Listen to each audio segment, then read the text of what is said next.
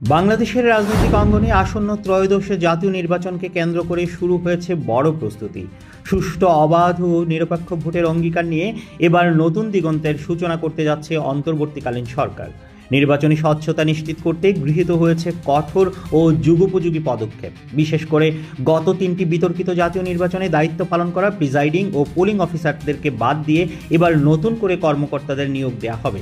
এই সিদ্ধান্তে স্বচ্ছতার পাশাপাশি জনগণের আস্থাও ফিরিয়ে আনার আশা করছে সংশ্লিষ্ট মহল। সাম্প্রতিক সময়ে স্বরাষ্ট্র মন্ত্রণালয়ের স্বরাষ্ট্র উপদেষ্টা জাহাঙ্গীর আলম চৌধুরীর সভাপতিত্বে অনুষ্ঠিত উপদেষ্টা পরিষদের গুরুত্বপূর্ণ বৈঠকে নেওয়া হয়েছে 9 দফা যুগান্তকারী সিদ্ধান্ত।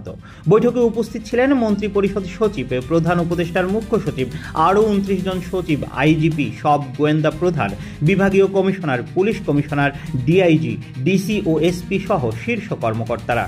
বৈঠকে উপদেষ্টা জাহাঙ্গীর আলম চৌধুরী স্পষ্টভাবে বলেন, দেশে গণপিটুনি, ছিনতাই ও প্ররোচনামূলক প্রচারণা ভয়াবহ হারে বেড়েছে, যা সামাজিক অস্থিতিশীলতা সৃষ্টি করছে। এসব অপরাধ বন্ধে কঠোর আইনি পদক্ষেপ নিতে হবে। এছাড়া ভুল তথ্য, গুজব ও প্রোপাগান্ডা ঠেকাতে বিশেষ সাইবার মনিটরিং সেল চালুর প্রস্তাবও অনুমোদন পেয়েছে। একই সঙ্গে ব্যাংক ডিফল্ট ও দুর্নীতির মাধ্যমে অর্থনৈতিক অপরাধে জড়িতদের শনাক্ত করে দ্রুত আইনের আওতায় আনার নির্দেশ দেওয়া হয়েছে। নির্বাচনী নিরাপত্তা নিশ্চিত করতে বৈঠকে নেওয়া কিছু গুরুত্বপূর্ণ নির্দেশনা: ঝুঁকিপূর্ণ ভোট কেন্দ্রে সিসিটিভি ক্যামেরা স্থাপন এবং লাইভ মনিটরিং ব্যবস্থা চালু করবে নির্বাচন কমিশন। জেলা প্রশাসক, এসপি, ইউএনও ও ওসিদের নিরপেক্ষভাবে দায়িত্ব পালনের জন্য কঠোর নির্দেশনা দেওয়া হয়েছে। পুলিশ, বিজিবি, আনসার, কোস্টগার্ড সহ আইন শৃঙ্খলা রক্ষাকারী বাহিনী ডিসেম্বরের মধ্যে সব প্রস্তুতি শেষ করবে এবং নির্বাচন পূর্ব দুটি বড় মহড়া পরিচালনা করবে।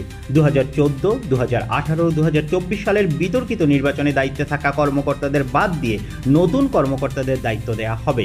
নির্বাচন পূর্ব বিদ্বেষমূলক প্রচারণা ঠেকাতে আইন শৃঙ্খলা রক্ষাকারী বাহিনীকে 24 ঘন্টার বিশেষ নজরদারি চালু রাখতে হবে। এর পাশাপাশি ডাকসু ও হল সংসদ নির্বাচনকে ঘিরে 9 সেপ্টেম্বর সম্ভাব্য অস্থিতিশীলতা রোধে বিশেষ সতর্কতা জারি করেছে স্বরাষ্ট্র মন্ত্রণালয়। রাজনৈতিক বিশ্লেষকরা বলছেন, এই উদ্যোগগুলো বাস্তবায়ন হলে দেশের গণতান্ত্রিক ধারায় নতুন বিশ্বাসের জন্ম দেবে এবং জনগণের ভোটাধিকার সুরক্ষিত হবে। আসন্ন ত্রয়োদশ জাতীয় নির্বাচনে স্বচ্ছতা, জবাবদিহিতা ও নিরাপত্তা নিশ্চিত করতে সরকারের এসব দৃঢ় পদক্ষেপ ভোটারদের কাছে আস্থা ফিরিয়ে আনার নতুন বার্তা বহন করছে। শেষে একটাই প্রত্যাশা, এবার যেন ভোট হয় প্রকৃত অর্থে সবার জন্য, সবার অংশগ্রহণে, সবার আস্থায়।